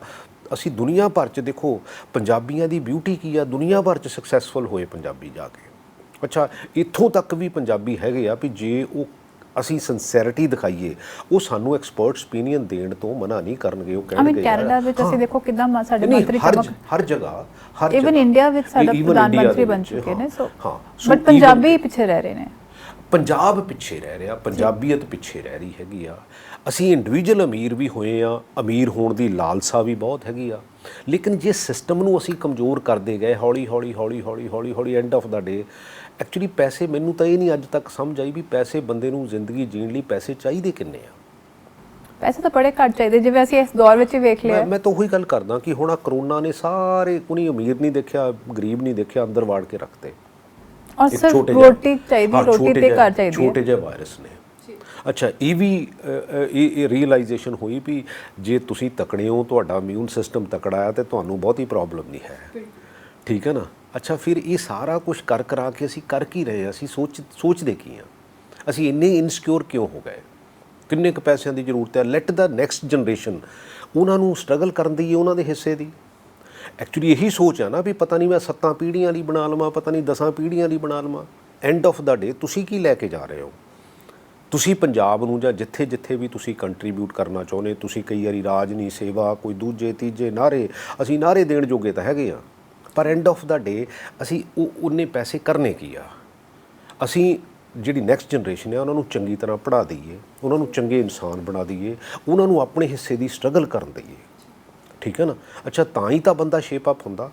ਤੁਸੀਂ ਖਾਦ ਵਿੱਚ ਇੱਕ ਹੋਰ ਮੁੱਦਾ ਰੱਖਿਆ ਕਿ ਤੁਸੀਂ ਕਹਿ ਰਹੇ ਹੋ ਕਿ CLP ਦੀ ਮੀਟਿੰਗ ਬੁਲਾਈ ਜਾਏ, ਔਰ ਹੁਣ ਇੱਕ ਜਿਗਲ ਵੀ ਹੋਣ ਲੱਗੀ ਹੈ ਪੰਜਾਬ ਪ੍ਰਦੇਸ਼ ਕਾਂਗਰਸ। ਤੁਹਾਨੂੰ ਲੱਗਦਾ ਹੈ ਕਿ ਇਹਦੇ ਨਾਲ ਕੁਝ ਚੇਂਜ ਆਏਗਾ? ਨਹੀਂ, ਦੇਖੋ ਮੈਨੂੰ ਲੱਗਦਾ ਕਿ ਦੇਖੋ ਡੈਮੋਕ੍ਰੇਸੀ ਹੈਗੀ ਆ, ਲੈਟ CLP ਦੀ ਮੀਟਿੰਗ ਬੁਲਾ ਕੇ ਲੈਟ ਦਾ MLA ਸਪੀਕ, ਕਿਉਂਕਿ ਘੁਰ ਪਿੱਛੇ ਹੀ ਕਰਦੇ ਆ ਕਿ ਸਾਹਮਣੇ ਵੀ ਕੁਝ ਕਹਿੰਦੇ ਆ। ਇਨ ਹਾਊਸ ਡਿਸਕਸ਼ਨ ਹੋਣੀ ਚਾਹੀਦੀ ਆ, ਇਨ ਹਾਊਸ ਡਿਸਕਸ਼ਨ ਹੋ ਕੇ ਜੋ ਉਹਦੇ ਤੇ ਬੈਸਟ ਹੈਗਾ, ਮੈਨੂੰ ਲੱਗਦਾ everybody has a right to say that. Countdown to election ਸ਼ੁਰੂ ਹੋ ਗਿਆ ਹੈ, 1.5 ਸਾਲ ਵਿੱਚ ਤੁਹਾਨੂੰ ਵੀ ਜਾ ਕੇ ਫਿਰ ਲੋਕਾਂ ਨੂੰ ਆਪਣਾ ਮੰਗਣੀ ਪਏਗੀ। ਤੁਸੀਂ ਕਿੰਨੀ ਕੌਨਫੀਡੈਂਸ ਨਾਲ ਜਾਓਗੇ ਕਿ ਹਾਂ ਮੈਂ ਪਾਰਟੀ ਬਦਲੀ ਹੈ, ਮੈਂ ਕੁਝ ਚੇਂਜ ਲਿਆ ਪਾਇਆ? ਮੈਂ ਦੇਖੋ ਨਿਮਰਤ ਜੀ, ਮੈਂ ਆਪਣੀ ਸਾਈਡ ਤੇ ਖੇਡਣ ਵਾਲਾ ਪਲੇਅਰ ਆ। ਮੈਂ ਐਵੇਂ ਕਹਾਂ ਕਿ ਮੈਂ ਬਹੁਤ ਜਾ ਕੇ ਇੱਧਰ ਉੱਧਰ, ਕਿਉਂਕਿ ਮੈਂ ਆਪਣਾ ਰੋਲ ਠੀਕ ਕਰ ਲਵਾਂ, ਕਿਉਂਕਿ ਜੇ ਆਪਣਾ ਰੋਲ ਠੀਕ ਕਰ ਲਾਂ, ਜੇ ਬਾਕੀ ਸਾਰੇ ਵੀ ਆਪਣਾ ਰੋਲ ਪਲੇ ਠੀਕ ਕਰਨਗੇ ਤਾਂ ਪਰ ਡਿਫੈਂਡਰ ਦਾ ਤਾਂ ਕੰਮ ਹੁੰਦਾ ਨਾ ਗੋਲ ਨੂੰ ਨਾ ਹੋਣ ਦੇ, ਤੇ ਜੇ ਦੂਜੀ ਸਾਈਡ ਗੋਲ ਤੇ ਗੋਲ ਕਰੀ ਜਾਏ, ਜਿਹੜੇ ਵਾਅਦੇ ਕੀਤੇ ਸੀ ਉਹ ਪੂਰੇ ਨਾ ਹੋਣ। ਨਹੀਂ, ਦੇਖੋ ਸਾਰਿਆਂ ਨੂੰ ਫੇਸ ਤਾਂ ਕਰਨਾ ਪਊਗਾ। ਦੇਖੋ ਅਲਟੀਮੇਟਲੀ ਇਹ ਇਕੱਲੀ ਮੇਰੀ ਜ਼ਿੰਮੇਵਾਰੀ ਤਾਂ ਨਹੀਂ ਹੈ, ਇਹ ਤਾਂ 80 MLA ਦੀ ਜ਼ਿੰਮੇਵਾਰੀ ਹੈਗੀ ਆ। ਉਹ ਨਹੀਂ ਸੋਚਣਾ ਵੀ ਹੈਗਾ। ਅਸੀਂ ਤਾਂ ਆਪਣੀ ਜਿੰਨੀ ਕੁ ਐਕਸਪੀਰੀਅੰਸ ਹੈਗਾ, ਕਿਉਂਕਿ ਮੈਂ ਨਹੀਂ ਕਹਿੰਦਾ ਕਿ ਮੇਰਾ ਬੈਸਟ ਬ੍ਰੇਨ ਹੈਗਾ, there are number of best brains, ਠੀਕ ਹੈ ਨਾ। ਉਹਨਾਂ ਦੀ ਸਲਾਹ ਲੈ ਲੈਣ, ਉਹਦੇ 'ਚੋਂ ਜੋ ਚੰਗੀ ਗੱਲ ਹੈਗੀ ਆ। ਦੇਖੋ ਡੈਮੋਕ੍ਰੇਸੀ ਦੇ ਵਿੱਚ ਸਾਨੂੰ ਜਿਹੜੀ ਸਿਵਲਾਈਜੇਸ਼ਨ ਹੋਈ ਆ, ਉਹਦੇ ਵਿੱਚ ਇਨਸਾਨ ਨੇ ਤਰੱਕੀ ਤਾਂ ਕੀਤੀ ਆ, ਭਾਵੇਂ ਕਿਸੇ ਤਰ੍ਹਾਂ ਵੀ ਤਰੱਕੀ ਕੀਤੀ ਆ, ਉਹਦੇ ਥਾਟ ਪ੍ਰੋਸੈਸ ਨੇ ਤਰੱਕੀ ਤਾਂ ਕੀਤੀ ਹੈਗੀ ਆ। ਤੇ ਹੁਣ ਵੀ ਉਹਦਾ ਹੀ ਹਿੱਸਾ ਆ ਵੀ ਅਸੀਂ 10 ਬੰਦਿਆਂ ਨਾਲ ਸਲਾਹ ਕਰ ਲਈਏ, 10 ਬੰਦਿਆਂ ਨਾਲ ਸਲਾਹ ਕਰਕੇ। ਸੋ ਜੋ ਮੈਨੂੰ ਤੁਹਾਡੀ ਗੱਲ ਸਮਝ ਆ ਰਿਹਾ ਹੈ, ਤੁਸੀਂ ਇਹ ਕਹਿ ਰਹੇ ਹੋ ਕਿ ਅੱਜ ਜਿਹੜੀ ਕਾਂਗਰਸ ਸਰਕਾਰ ਪੰਜਾਬ ਵਿੱਚ ਹੈਗੀ ਹੈ, ਡੈਮੋਕ੍ਰੈਟਿਕ ਸਿਸਟਮ ਨਾਲ ਨਹੀਂ ਚੱਲ ਰਹੀ ਹੈ, ਐਂਡ ਯੂ ਵਾਂਟ ਕਿ ਵੀ ਸਭ ਦੀ ਸੁਣੀ ਜਾਵੇ, ਨਹੀਂ ਸੁਣੀ ਜਾਵੇ। ਨਹੀਂ, ਬੇਸਿਕਲੀ ਦੇਖੋ ਮਿਨਿਸਟਰਸ ਨੂੰ ਵੀ ਕਹਿਣਾ ਚਾਹੀਦਾ। ਦੇਖੋ ਕਈ ਵਾਰੀ ਹੁਣ ਮਿਨਿਸਟਰਸ ਜਿਹੜੇ ਆ ਕੈਬਨਿਟ ਦੇ ਵਿੱਚ ਜਾ ਕੇ ਹੋਰ ਗੱਲ ਕਰਦੇ ਆ, ਬਾਹਰ ਆਣ ਕੇ ਕੁਝ ਹੋਰ ਕਰਦੇ ਆ। ਅੱਛਾ, ਉਹਦਾ ਰਿਜ਼ਲਟ ਕਿਤੇ ਨਹੀਂ ਦਿਸਦਾ। ਅੱਛਾ, ਕਈ ਵਾਰੀ ਇਕੱਲੇ ਕਹਿੰਦੇ ਵੀ ਮੈਂ ਤਾਂ ਆ ਗਿਆ, ਮੈਨੂੰ ਕਿਸੇ ਨੇ ਨਹੀਂ ਸਪੋਰਟ ਕੀਤਾ, ਮੈਂ ਤਾਂ ਆ ਗਿਆ। ਅੱਛਾ, ਮੈਂ ਕਹਿੰਦਾ ਹੁੰਦਾ ਵੀ ਯਾਰ ਲੌਜੀਕਲ ਡਿਸਕਸ਼ਨ ਕਰ ਲਓ, ਉਹਦੇ ਵਿੱਚੋਂ ਜਿਹੜੀ ਚੰਗੀ ਚੀਜ਼ ਆ, ਸਿਆਣੇ ਬੰਦੇ ਹੈਗੇ ਆ, ਇਹੋ ਜਿਹੀ ਗੱਲ ਨਹੀਂ ਹੈ ਕਿ ਸਿਆਣੇ ਨਹੀਂ ਹੈਗੇ, ਸਿਆਣੇ ਹੈਗੇ ਆ। ਲੌਜੀਕਲ ਡਿਸਕਸ਼ਨ ਕਰ ਲਓ, ਜੋ ਉਹਦਾ ਆਊਟਕਮ ਹੈਗਾ ਤੇ ਉਹਨੂੰ ਬਲੈਕ ਐਂਡ ਵਾਈਟ ਦੇ ਵਿੱਚ ਲੈ ਆਓ। ਮਤਲਬ ਹੁਣ ਇਸ਼ੂ ਤਾਂ ਨੰਬਰਡ ਹੀ ਆ, ਪਾਵਰ ਪਰਚੇਜ਼ ਐਗਰੀਮੈਂਟ ਹੈਗਾ, ਠੀਕ ਹੈ ਨਾ, ਸਰਦਾਰ ਸੁਖਬੀਰ ਸਿੰਘ ਬਾਦਲ ਨੇ ਕੀਤੇ ਆ। ਅੱਛਾ, ਉਹਦੇ 'ਚ ਕੀ ਐਡੀ ਕੀ ਗੱਲ ਹੈਗੀ ਆ, ਠੀਕ ਹੈ ਨਾ। ਅੱਛਾ, ਅਸੀਂ 5 7 10 ਸਾਲਾਂ ਤੇ ਉਹਦੇ ਵਿੱਚ ਇਹ ਵੀ ਹੈਗਾ ਕਿ 1 ਰੁਪਈਆ 56 ਪੈਸੇ ਐਵਰੇਜ ਹਰ ਸਾਲ ਬਿਜਲੀ ਵਧੂਗੀ। ਜਦੋਂ 5 7 ਸਾਲਾਂ ਤੱਕ ਉਹ ਇੰਨੀ ਵੱਧ ਗਈ, ਅਸੀਂ ਇੰਡਸਟਰੀ ਦੀ ਗੱਲ ਕਰਦੇ ਹਾਂ, ਸਾਨੂੰ ਬਲਬ ਜਗਾਉਣਾ ਵੀ ਔਖਾ ਹੋ ਜਾਊਗਾ। ਅੱਛਾ, ਕੀਤਾ ਉਹਨਾਂ ਨੇ, ਕੁਐਸਚਨ ਉਹ ਸਾਨੂੰ ਕਰਨ ਡਏ ਆ। ਤੁਸੀਂ ਉਹਨਾਂ ਦੇ ਸਾਰੇ ਜਿਹੜੇ ਬੋਝ ਨੇ ਚੁੱਕ ਲਏ ਨੇ, ਕਰਜ਼ਾ ਵੀ ਚੁੱਕ ਲਿਆ ਹੈ, ਐਗਰੀਮੈਂਟ ਵੀ ਚੁੱਕ ਲਿਆ ਹੈ, ਰੇਤਾ ਮਾਈਨਿੰਗ ਵੀ ਉਦਾਂ ਹੀ ਚੱਲਦੀ ਪਈ ਹੈ। ਕਰਜ਼ਾ ਤਾਂ ਦੇਖੋ, ਕਰਜ਼ਾ ਤਾਂ ਕਿਸੇ ਅੰਜਦ ਸਿੰਘ ਉਹਨੂੰ ਘਟਾਉਣ ਦਾ ਕੰਮ ਨਹੀਂ ਕੀਤਾ, ਉਹਨੂੰ ਵਧਾ। ਉਹ ਦੇਖੋ ਅਲਟੀਮੇਟਲੀ ਜਿਹੜੀ ਬੇਅਦਬੀਆਂ ਵਾਲਾ ਇਸ਼ੂ ਸੀਗਾ, 31,000 ਕਰੋੜ ਜਿਹੜਾ ਬੇਸਿਕਲੀ, ਮੈਂ ਬੇਅਦਬੀ ਦੇ ਇਸ਼ੂ ਜਾਣਦੀ ਹਾਂ, ਇਹ ਮੁੱਦਾ ਵਿੱਚ ਤੁਹਾਡਾ ਕੁਛ ਲੈਣਾ ਦੇਣਾ ਨਹੀਂ ਸੀਗਾ, ਤੁਹਾਡੇ ਹੇਠ ਨਹੀਂ ਹੋਇਆ ਸੀ, ਪਰ ਅੱਜ ਤੁਸੀਂ ਵੀ ਉਹਨੇ ਗੁਨੇਗਾਰ ਬਣ ਗਏ ਹੋ, ਕਾਂਗਰਸ ਸਰਕਾਰ ਉਹਨੇ ਗੁਨੇਗਾਰ ਬਣ ਗਈ ਜਿਹਨੇ ਜਦੋਂ 3.25 ਸਾਲ ਅਸੀਂ ਉਹਨੂੰ ਕਿਸੇ ਪਾਸੇ ਲਾਉਣ ਦੀ ਕਹਿ ਲਓ ਕਿ ਮੈਨੂੰ ਲੱਗਦੀ ਤਾਂ ਹੈ, ਦੇਖਣ ਨੂੰ ਤੱਕ ਲੱਗਦੀ ਆ, ਬਟ ਪ੍ਰੈਕਟੀਕਲੀ ਨਹੀਂ ਹੈਗੀ। ਜੇ ਪ੍ਰੈਕਟੀਕਲੀ ਨਹੀਂ ਹੈਗੀ ਅਲਟੀਮੇਟਲੀ ਅਸੀਂ ਵੀ ਤਾਂ ਲੋਕਾਂ 'ਚ ਮੁੜ ਕੇ ਜਾਣਾ ਨਾ। ਉਹ ਕਹਿਣਗੇ ਵੀ ਤੁਸੀਂ ਆਹ ਗੱਲ ਕਹੀ ਸੀ, ਅੱਛਾ ਹੁਣ ਅੱਜ ਕੱਲ੍ਹ ਤਾਂ ਹਰ ਚੀਜ਼ ਰਿਕਾਰਡਡ ਹੈ ਤੇ ਲੋਕੀ ਸਾਨੂੰ ਵੀਡੀਓ ਵੀ ਬਣਾ ਕੇ ਦਿਖਾ ਦਿੰਦੇ ਵੀ ਆਹ ਤੁਹਾਡੀ ਵੀਡੀਓ ਹੈ ਜਿਹੜੀ ਤੁਸੀਂ ਕਿਹਾ ਸੀਗਾ ਇਹ ਗੱਲ। ਸੋ ਵੀ ਹੈਵ ਟੂ, ਕਿਉਂਕਿ ਅੱਜ ਪੰਜਾਬ ਦੇ ਹਾਲਾਤ ਇਹੋ ਜਿਹੇ ਬਣ ਗਏ ਜਿਹਦੇ ਵਿੱਚ ਨਾ ਕ੍ਰੈਡੀਬਿਲਟੀ ਅਕਾਲੀ ਦਲ ਦੀ ਹੈਗੀ ਆ, ਨਾ ਕਾਂਗਰਸ ਦੀ ਹੈਗੀ ਆ, ਨਾ ਆਪ ਦੀ ਹੈਗੀ ਆ। ਜੀ ਅੱਜ ਆਈ ਨੋ ਤੁਸੀਂ ਨਵਜੋਤ ਸਿੰਘ ਦੇ ਸਪੋਕਸਪਰਸਨ ਨਹੀਂ ਹੋ, ਬਟ ਤੁਹਾਡੇ ਕਰੀਬੀ ਹੋ ਕਿ ਸਭ ਤੁਹਾਨੂੰ ਪੁੱਛਦੇ ਨੇ। ਜਿਵੇਂ ਉਹਨਾਂ ਨੇ ਹੁਣ ਕਹਿਤਾ ਕਿ ਮੈਂ ਬਰਗਾੜੀ ਕਰਕੇ ਇਸ ਮਾਮਲੇ ਵਿੱਚ ਢਿੱਲ ਕਰਕੇ ਮੈਂ ਸਰਕਾਰ ਤੋਂ ਛੱਡਿਆ। ਜੇ ਇਸੇ ਤਰ੍ਹਾਂ ਬਰਗਾੜੀ ਦਾ ਮੁੱਦਾ ਰਿਹਾ ਤੇ ਕਾਂਗਰਸ ਔਰ ਅਕਾਲੀ ਦਲ ਤੇ ਇਲਜ਼ਾਮ ਲੈ ਕਿ ਤੁਸੀਂ ਵਾਪਸ ਵੋਟ ਲੈਣ ਜਾਓਗੇ ਔਰ ਲੈ ਜਾਣ ਪਾਓਗੇ? ਦੇਖੋ ਸਾਨੂੰ ਫੇਸ ਤਾਂ ਦੇਖੋ, ਮੈਂ ਤਾਂ ਇਹੀ ਬਾਰ-ਬਾਰ ਜਿਹੜੀ ਮੇਰੀ, ਕਿਉਂਕਿ ਮੈਂ ਸੀਐਮ ਸਾਹਿਬ ਨੂੰ ਵੀ ਮਿਲਿਆ, ਮੈਂ ਹੁਣ ਵੀ ਮਿਲ ਕੇ ਆਇਆ, ਕਿਉਂਕਿ ਐਕਚੁਅਲੀ ਦੇਖੋ ਕੁਛ ਤਾਂ ਸੈਕਸ਼ਨ ਇਹ ਕਹਿਣ ਲੱਗ ਪੈਂਦਾ ਵੀ ਇਹਨੇ ਲੰਚ ਕਰ ਆਂਦਾ, ਹੁਣ ਇੱਦਾਂ ਹੋ ਗਏ ਇੱਦਾਂ ਹੋ ਗਏ, ਬਟ ਮੈਂ ਕਹਿੰਦਾ ਕਿ ਆਪਾਂ ਡਿਸਕਸ ਕਰ ਲਈਏ। ਇਹ ਲੰਚ ਵਿੱਚ ਹੁੰਦਾ ਕੀ ਹੈ ਜਿਹੜੇ ਐਮਐਲਏ ਲੰਚ ਇੰਨੇ ਖਾਸ ਕੀ ਹੁੰਦੇ ਇਹਨਾਂ ਵਿੱਚ? ਨਹੀਂ ਕੋਈ ਇੱਦਾਂ ਦੀ ਗੱਲ ਨਹੀਂ ਹੈ ਕਿ ਮੁੱਦੇ ਭੁਲਾਏ ਜਾਂਦੇ ਉੱਥੇ। ਨਹੀਂ ਇਹੋ ਜੀ ਗੱਲ ਨਹੀਂ ਹੈ। ਵੀ ਡਿਸਕਸਡ ਇਨ ਲੈਂਥ। ਮੈਂ ਕਿ ਖਾਣਾ ਕੁਛ ਇਦਾਂ ਸਵਾਦ ਹੁੰਦਾ ਹੈ ਕਿ ਮੁੱਦਾ ਭੁੱਲ ਜਾਂਦਾ ਲੋਕਾਂ ਦਾ। ਵੀ ਡਿਸਕਸਡ ਇਨ ਲੈਂਥ। ਮੇਰੀ ਰੱਟ ਉੱਥੇ ਹੀ ਰਹਿੰਦੀ ਹੈਗੀ ਹੈ। ਮੈਂ ਦੇਖੋ ਆਈ ਐਮ ਵੈਰੀ ਦੇਖੋ ਮੇਰੀ ਸਮੱਸਿਆ ਕੀ ਹੈਗੀ ਆ, ਸਮੱਸਿਆ ਇਹ ਹੈਗੀ ਆ ਮੈਂ ਉਸ ਟੀਮ ਦਾ ਹਿੱਸਾ ਬਣਨਾ ਚਾਹੁੰਦਾ ਜਿਹੜੀ ਟੀਮ ਕੁਛ ਨਾ ਕੁਛ ਬਦਲਾਅ ਲੈ ਕੇ ਆਵੇ। ਠੀਕ ਹੈ ਨਾ? ਅੱਛਾ ਜੇ ਹਾਂਜੀ ਕਹਿਣ ਵਾਲੇ ਹੋਣਗੇ, ਮੈਂ ਨਹੀਂ ਕਹਿੰਦਾ ਵੀ ਨਹੀਂ ਹੋਣਗੇ, ਬਟ ਆਪਾਂ ਹਾਂਜੀ ਵਾਲੇ ਨਹੀਂ ਹੈਗੇ। ਅੱਛਾ ਕਿਉਂਕਿ ਪ੍ਰਗਟ ਸਿੰਘ ਨੂੰ ਇਹ ਰਿਕੋਗਨਾਈਜੇਸ਼ਨ ਦੀ ਜ਼ਰੂਰਤ ਨਹੀਂ ਹੈ ਵੀ ਉਹ ਛਾਉਣੀ ਦਾ ਐਮਐਲਏ ਆ, ਕਿਉਂਕਿ ਉਹ ਰਿਕੋਗਨਾਈਜੇਸ਼ਨ ਪਰਮਾਤਮਾ ਨੇ ਪਹਿਲਾਂ ਦਿੱਤੀ ਆ, ਕਿਉਂਕਿ 2 ਓਲੰਪਿਕਾਂ ਦੇ ਵਿੱਚ ਜਦੋਂ ਕਪਤਾਨੀ ਕਰ ਲਈ। ਗੱਲ ਤਾਂ ਇਹ ਹੈ ਕਿ ਹੁਣ ਤੁਸੀਂ ਜਿਹੜੇ ਇਸ਼ੂਜ਼ ਹੈਗੇ ਜਿੰਨੀ ਕਿ ਸਾਨੂੰ ਸਮਝ ਆਉਂਦੀ ਆ ਉਹਨੂੰ ਅੱਗੇ ਲੈ ਕੇ ਵਧਣਾ ਕਿ ਉਸ ਲਾਈਨ ਦੇ ਵਿੱਚ ਲੱਗ ਕੇ ਹਾਂਜੀ ਕਹਿ ਕੇ ਉਹਨੂੰ ਐਕਸੈਪਟ ਕਰ ਲੈਣਾ। ਕਿਉਂਕਿ ਜੇ ਤੁਹਾਡੀ ਕ੍ਰੈਡੀਬਿਲਟੀ ਹੈ ਨਹੀਂ ਮਾਰਕੀਟ ਦੇ ਵਿੱਚ, ਜੇ ਤੁਹਾਡਾ ਦੇਖੋ ਅੱਜ ਪੋਲੀਟੀਸ਼ੀਅਨ ਦੀ ਕ੍ਰੈਡੀਬਿਲਟੀ ਨਹੀਂ ਹੈਗੀ। ਅੱਛਾ ਪੋਲੀਟੀਸ਼ੀਅਨ ਪੰਜਾਬ ਬਹੁਤ ਨਿਰਾਸ਼ ਹੈ। ਪੰਜਾਬ ਤੇ ਇਹੋ ਮੰਨਦਾ ਹੈ ਕਿ ਕਾਂਗਰਸ ਤੇ ਅਕਾਲੀ ਦਲ ਦੀ ਸਾਂਝ ਹੈ ਤੇ ਉਹੀਓ ਸਿਸਟਮ ਉਹਨਾਂ ਨੂੰ ਮਾਰ ਰਿਹਾ ਹੈ। ਕਿਉਂਕਿ ਪੋਲੀਟੀਸ਼ੀਅਨ ਦੀ ਬੇਸਿਕ ਪ੍ਰੋਬਲਮ ਕਿੱਥੇ ਆ ਰਹੀ ਆ ਵੀ ਉਹਨਾਂ ਨੂੰ ਐਂ ਲੱਗਦਾ ਵੀ ਇਹ ਠੱਗ ਹੈ, ਚੋਰ ਹੈ। ਅੱਛਾ ਉਹ ਮੂੰਹ ਤੇ ਨਹੀਂ ਕਹਿੰਦੇ ਲੇਕਿਨ ਉਹਨਾਂ ਦੀ ਬਾਡੀ ਲੈਂਗੁਏਜ ਤੋਂ ਗੱਲ ਸਮਝ ਆਉਂਦੀ ਹੁੰਦੀ ਆ ਵੀ ਹਾਂ ਬਈ ਅੱਛਾ ਉਹਨਾਂ ਦੀ ਕਈ ਵਾਰੀ ਮਜਬੂਰੀ ਹੁੰਦੀ ਆ ਵੀ ਉਹ ਤੁਹਾਨੂੰ ਕੁਝ ਕਹਿ ਨਹੀਂ ਸਕਦੇ ਹੁੰਦੇ। ਸੋ ਲੇਕਿਨ ਫੀਲਿੰਗ ਜਿਹੜੀ ਆ ਉਹ ਫੀਲਿੰਗ ਹੁਣ ਕਿਉਂਕਿ ਸੋਸ਼ਲ ਮੀਡੀਆ ਬੜਾ ਐਕਟਿਵ ਹੋ ਗਿਆ, ਹੋਰ ਕਿਉਂਕਿ ਅਲਟੀਮੇਟਲੀ ਵੈਬ ਪੋਰਟਲ ਨੇ ਸਾਰਿਆਂ ਨੇ, ਕਿਉਂਕਿ ਇਹ ਤਾਂ ਹੈ ਨਹੀਂਗਾ ਤੁਸੀਂ ਕੋਈ ਚੀਜ਼ ਲੁਕੋ ਨਹੀਂ ਸਕਦੇ। ਉਹ ਅੱਜ ਕੋਈ ਮਾੜੀ ਮੋਟੀ ਜੇ ਕਲੈਰਿਟੀ ਨਹੀਂ ਹੈਗੀ ਉਹ 2-4 ਦਿਨਾਂ 'ਚ ਕਲੈਰਿਟੀ ਹੋ ਜਾਊਗੀ, ਕਿਉਂਕਿ ਜਦੋਂ ਇਹ ਗੱਲ ਤੁਰਨੀ ਆ ਤੇ ਉਹ ਕਿਤੇ ਨਾ ਕਿਤੇ ਉਹਦਾ ਰਿਜ਼ਲਟ ਜਿਹੜਾ ਨਿਕਲਣਾ ਹੈਗਾ। ਸੋ ਇਸ ਕਰਕੇ ਮੈਨੂੰ ਐਂ ਲੱਗਦਾ ਹੈਗਾ ਕਿ ਸਾਫ਼-ਸਾਫ਼ ਕਹੀਏ ਵੀ ਆਹ ਅਸੀਂ ਕਰ ਸਕਦੇ ਹਾਂ, ਆਹ ਅਸੀਂ ਨਹੀਂ ਕਰ ਸਕਦੇ। ਔਰ ਦੂਸਰੀ ਗੱਲ ਜਿੰਨੀ ਕੁ ਮੈਨੂੰ ਗੱਲ ਸਮਝ ਆਉਂਦੀ ਹੈ ਕਿ ਜਿਹੜਾ ਸਾਡਾ ਮੈਨੀਫੈਸਟੋ ਆ ਇਹਦੀ ਲੀਗਲ ਕਿਤੇ ਨਾ ਕਿਤੇ ਇਹਦੀ ਉਹਦੇ ਵਿੱਚ ਇਨਵੋਲਵਮੈਂਟ ਹੋਣੀ ਚਾਹੀਦੀ ਹੈ, ਕਿਉਂਕਿ ਅਸੀਂ ਇਹੋ ਜਿਹੀਆਂ ਚੀਜ਼ਾਂ ਕਹਿ ਦਿੰਦੇ ਹਾਂ। ਪਰ ਜੇ ਪ੍ਰਧਾਨ ਮੰਤਰੀ ਦੇਸ਼ ਦਾ ਕਹਿੰਦਾ ਹੈ ਕਿ ਵੀ ਇਹ ਜੁਮਲੇ ਤਾਂ ਚੋਣਾਂ ਵਿੱਚ ਕਰਦੇ ਹੀ ਨੇ। ਪ੍ਰਧਾਨ ਮੰਤਰੀ ਸਾਹਿਬ ਨੇ ਤਾਂ ਦੇਖੋ ਗੱਲ ਇਹ ਆ, ਮੈਨੂੰ ਲੱਗਦਾ ਪਾਕਿਸਤਾਨ ਵਾਲੇ ਬਹੁਤ ਵੱਡੇ ਝੂਠ ਬੋਲਦੇ ਸੀਗੇ, ਅਸੀਂ ਝੂਠ 'ਚ ਵੀ ਉਹਨਾਂ ਨੂੰ ਜਿੱਤ ਗਏ। ਮਤਲਬ ਇਹੋ ਜਿਹੀਆਂ ਚੀਜ਼ਾਂ ਕਹਿ ਦੇਣੀਆਂ ਵੀ 20 ਲੱਖ ਕਰੋੜ ਦਾ ਪੈਕੇਜ ਆ ਤੇ ਜਿਹਦੇ ਵਿੱਚੋਂ ਮੈਂ ਤਾਂ ਕਈ ਪੱਤਰਕਾਰ ਚੰਗੇ ਦੋਸਤ ਹੈਗੇ, ਮੈਂ ਉਹਨਾਂ ਨੂੰ ਕਹਿੰਦਾ ਹੁੰਦਾ ਯਾਰ ਤੇ ਤੁਹਾਨੂੰ, ਕਿਉਂਕਿ ਤੁਹਾਨੂੰ ਗੱਲ ਵੱਧ ਸਮਝ ਆਉਂਦੀ ਆ, ਤੁਸੀਂ ਸਾਰਾ ਕੁਝ ਘੋਖਣਾ ਹੁੰਦਾ, ਤੇ ਜੇ ਤੁਹਾਨੂੰ ਕੋਈ ਗੱਲ ਚੰਗੀ ਸਮਝ ਆਈ ਮੈਨੂੰ ਵੀ ਦੱਸ ਦਿਓ। ਆਈ ਐਮ ਰੈਡੀ ਕਿ ਹਾਂ ਵੀ ਮੈਂ ਕਿਸੇ ਲਈ ਵੀ ਕਹਿ ਸਕਾਂ ਵੀ ਆਹ ਗੱਲ ਠੀਕ ਹੈਗੀ ਆ, ਕਿਉਂਕਿ ਮੇਰੀ ਮਾਨਸਿਕਤਾ ਹੈਗੀ ਅੱਧੇ ਭਰੇ ਗਲਾਸ ਦੀ, ਅੱਧੇ ਖਾਲੀ ਦੇ ਨਹੀਂ ਹੈ ਕਿ ਯਾਰ ਆਪਾਂ ਇਹਨੂੰ ਪੋਜ਼ਿਟਿਵ ਪਾਸੇ ਨੂੰ ਤੋਰੀਏ, ਵਾਈ ਟੂ ਨੈਗੇਟਿਵ ਸਾਈਡ। ਉਹ ਪ੍ਰਧਾਨ ਮੰਤਰੀ ਦਾ ਇੱਦਾਂ ਲੱਗਦਾ ਜਿਵੇਂ ਪੰਜਾਬ ਸਰਕਾਰ ਨੌਕਰੀਆਂ ਚੱਕਰ ਵਿੱਚ ਲੋਨ ਮੇਲੇ ਲਾ ਰਹੀ ਸੀ, ਪ੍ਰਧਾਨ ਮੰਤਰੀ ਨੇ ਵੀ ਇੱਥੋਂ ਆਈਡੀਆ ਲੈ ਲਿਆ, ਉਹਨਾਂ ਨੇ ਵੀ। ਉਹਦੇ ਕੋਲ ਆਈਡੀਆ ਬਹੁਤ ਹੈ ਜੀ, ਉਹਦੇ ਕੋਲ ਤਾਂ ਬੇਸਿਕਲੀ ਉਹ ਇਹੋ ਜਿਹੀਆਂ ਚੀਜ਼ਾਂ ਕਹਿਣ ਲੱਗ ਪਿਆ। ਦੇਖੋ ਜਦੋਂ ਤੋਂ ਦੇਸ਼ ਆਜ਼ਾਦ ਹੋਇਆ, ਜਦੋਂ ਕੁਛ ਵੀ ਕਹਿ ਲਓ ਕਿ ਇੰਟੈਕਟ ਨਹੀਂ ਸੀਗਾ, ਸਾਡਾ ਸਿਸਟਮ ਇਨ ਪਲੇਸ ਨਹੀਂ ਸੀਗਾ, ਉਦੋਂ ਤੋਂ ਲੈ ਕੇ ਚਾਹੇ ਇਸਰੋ ਦੀ ਗੱਲ ਹੈ, ਚਾਹੇ ਹੋਰ ਜਿਹੜਾ ਆਰਗੇਨਾਈਜੇਸ਼ਨਲ ਸੈਟਅਪ ਕੰਮ ਜ਼ਰੂਰ ਹੋਇਆ, ਪਰ ਸਾਡੀ ਸਭ ਤੋਂ ਵੱਡੀ ਜਿਵੇਂ ਅਸੀਂ ਪਹਿਲਾਂ ਵੀ ਗੱਲ ਕਰ ਰਹੇ ਸੀ ਕਿ ਜਿਹੜੀ ਸਾਡੀ ਆਬਾਦੀ ਵਧੀ ਹੈ ਉਹਨੇ ਸਾਨੂੰ ਸਭ ਤੋਂ ਵੱਡਾ ਨਹੀਂ ਦੇਖੋ ਬੇਸਿਕਲੀ ਜਿੰਨੀ ਕੁ ਵੀ ਗੱਲ ਸਮਝ ਆਉਂਦੀ ਹੈਗੀ ਆ ਵੀ ਇਹ 50 ਕਰੋੜ ਦੀ ਸਸਟੇਨੇਬਿਲਟੀ ਵਾਲਾ ਦੇਸ਼ ਹੈਗਾ, ਜਿੰਨੇ ਸਾਡੇ ਸੋਰਸਸ ਹੈਗੇ, ਦੂਜਾ ਤੀਜਾ, ਪਰ ਹੁਣ 135 ਤੇ ਪਹੁੰਚ ਗਏ ਆ, ਤਿਗਣਾ ਹੋ ਜਾਵਾਂਗੇ ਥੋੜੇ ਸੇ। ਅੱਛਾ ਬੇਸਿਕਲੀ ਹੁਣ ਵੀ ਜਿਹੜੇ ਸੈਂਸਸ 21 ਦੇ ਵਿੱਚ ਹੋਣੇ ਹੈਗੇ ਆ, ਮੈਨੂੰ ਲੱਗਦਾ ਅਸੀਂ 150 ਕਰੋੜ ਵੀ ਕ੍ਰਾਸ ਕਰ ਜਾਵਾਂਗੇ। ਅੱਛਾ ਇੰਨੇ ਸਾਡੇ ਕੋਲ ਸੋਰਸ ਹੈ ਨਹੀਂ ਗੇ, ਅੱਛਾ ਹਜੇ ਵੀ ਅਸੀਂ ਵਧਾਈ ਜਾਂਦੇ ਹਾਂ, ਅਸੀਂ ਵੰਸ਼ਵਾਦ ਵੀ ਵਧਾਈ ਜਾਂਦੇ ਹਾਂ, ਜਦ ਕਿ ਦੁਨੀਆ ਇੱਕ ਗਲੋਬ, ਇੱਕ ਛੋਟਾ ਜਿਹਾ ਪਿੰਡ ਬਣ ਗਈ ਆ, ਇੰਨੀ ਕਮਿਊਨੀਕੇਸ਼ਨ ਆ, ਇੰਨਾ ਸਾਰਾ ਕੁਛ ਆ। ਜਿੰਨਾ ਚਿਰ ਸਾਡਾ ਪੋਲੀਟੀਕਲ ਸਿਸਟਮ, ਆਮ ਲੋਕੀ, ਵੈਸੇ ਤਾਂ ਦੇਖੋ ਕਿਸੇ ਵੀ ਦੇਸ਼ ਦਾ ਜਾਂ ਸੂਬੇ ਦਾ ਸਿਸਟਮ ਉੱਥੋਂ ਦੇ ਲੋਕਾਂ ਦੇ ਕਰੈਕਟਰ ਦਾ ਸ਼ੀਸ਼ਾ ਹੁੰਦਾ। ਉਹਦੇ ਵਿੱਚੋਂ ਇੱਕ ਪੋਲੀਟੀਸ਼ੀਅਨ ਬਣ ਜਾਂਦਾ, ਉਹਦੇ ਵਿੱਚੋਂ ਇੱਕ ਬਿਊਰੋਕਰੈਟ ਬਣ ਜਾਂਦਾ, ਇੱਕ ਜੁਡੀਸ਼ੀਅਲ ਸਿਸਟਮ 'ਚ ਚਲੇ ਜਾਂਦਾ, ਅਤੇ ਤਿੰਨਾਂ ਨੂੰ ਘੋਖਣ ਵਾਲੇ ਜਿਹੜੇ ਉਹ ਮੀਡੀਆ ਹੋ ਜਾਂਦਾ।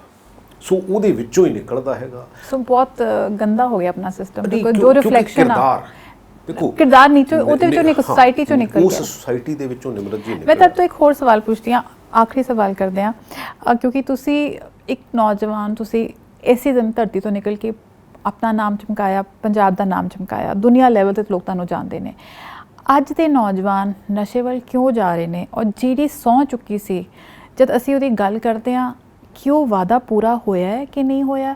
ਕਿਉਂਕਿ ਜਦ ਅਸੀਂ ਲੋਕਾਂ ਨਾਲ ਗੱਲ ਕਰਦੇ ਹਾਂ, ਲੋਕ ਇਹੋ ਕਹਿੰਦੇ ਕਿ ਕੁਝ ਦੇਰ ਲਈ ਕਾਬੂ ਜ਼ਰੂਰ ਆਇਆ ਸੀ, ਨਸ਼ਾ ਛਡਾਊ ਕੇਂਦਰ ਵੀ ਬਣੇ ਸੀ, ਚੱਲ ਵੀ ਰਹੇ ਨੇ, ਬਟ ਨਸ਼ਾ ਫਿਰ ਵਾਪਸ ਸੜਕ 'ਤੇ ਉਸ ਤਰ੍ਹਾਂ ਆ ਗਿਆ। ਦੇਖੋ ਨਿਮਰਤ ਤੁਸੀਂ ਇਹਦੇ ਬਾਰੇ ਜੀ, ਜਿੰਨੀ ਕੁ ਮੇਰੀ ਆਪਣੀ ਸਮਝ ਹੈਗੀ ਆ, ਡਿਮਾਂਡ ਐਂਡ ਸਪਲਾਈ ਆ, it is a social cum administrative problem.